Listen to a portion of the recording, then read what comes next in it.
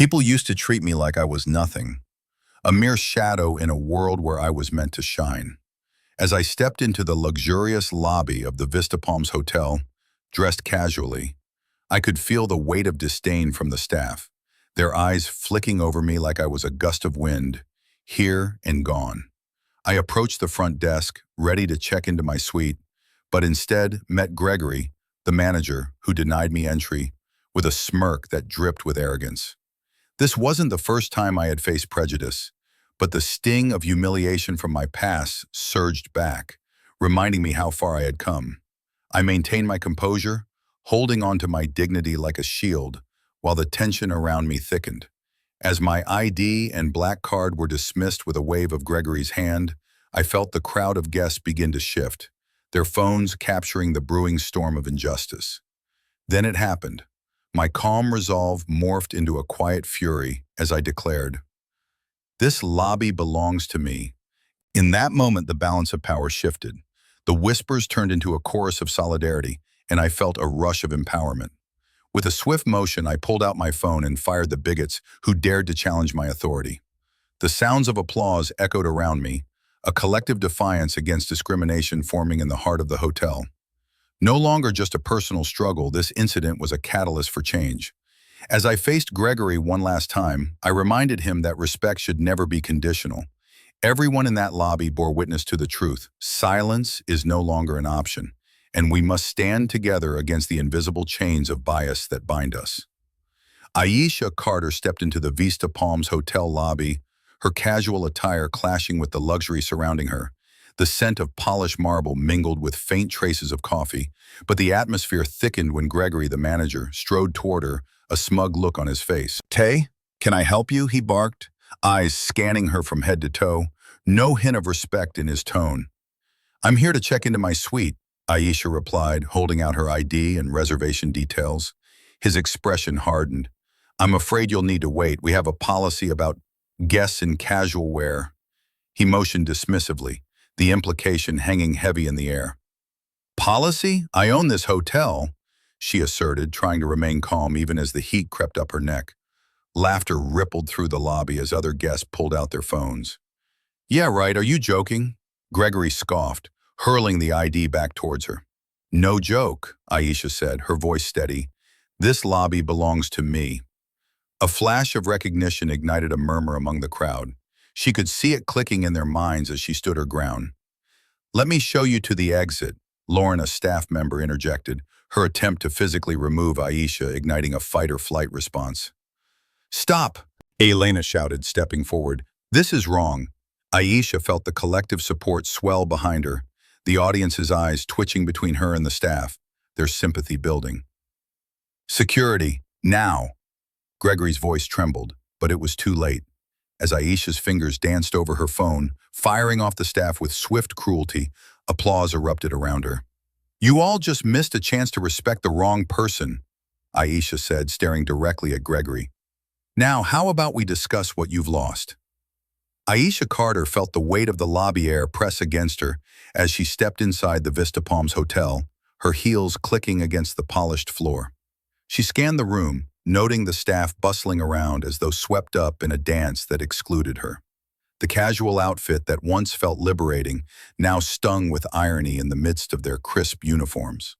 "May I help you?" Gregory's tone was cold, his smile thin as he blocked her path, eyes scanning her dismissively. "Your suite isn't available. You'll have to wait." Confusion settled into frustration, but she compressed those feelings, burying them deep within her. A recollection surged, years back in an upscale restaurant where the same dismissive dismissal fractured her pride. Aisha clenched her fists, determination coursing through her. She held her ground, producing her ID, her black card, but each gesture was met with condescension. Around them, guests began to take out their phones, capturing every moment, a shift in energy that she'd sensed. The air crackled with emerging solidarity, an unspoken acknowledgement of injustice brewing as she met their gazes. Then Lauren approached, a hand outstretched, as if to physically eject Aisha from her own space.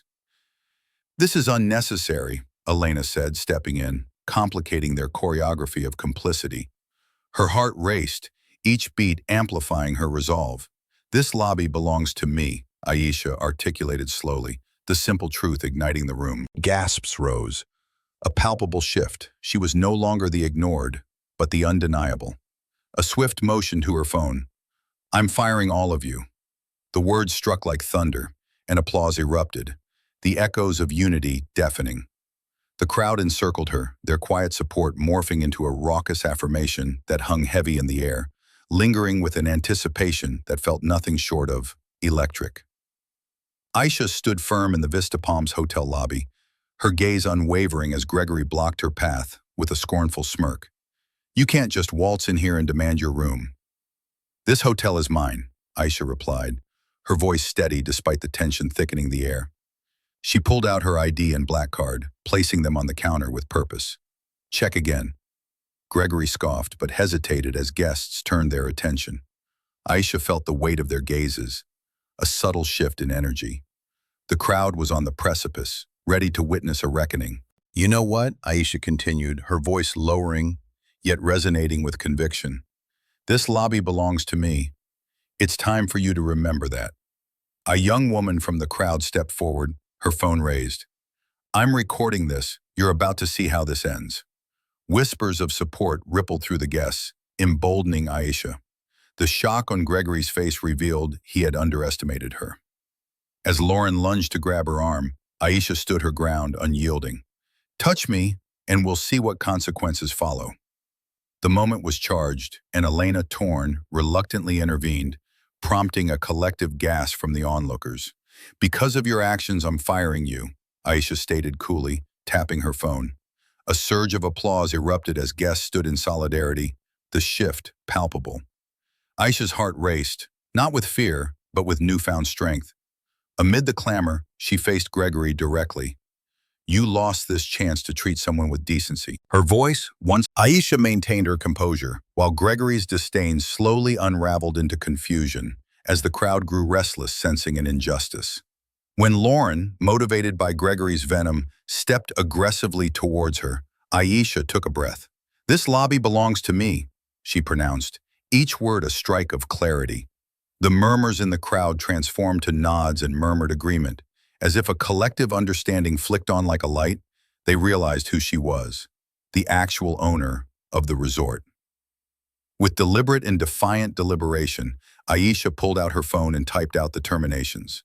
"You have all failed to see the worth in people," she stated, the crowd buzzing in a united wave of support, their applause erupting in waves behind her, a powerful echo of vindication.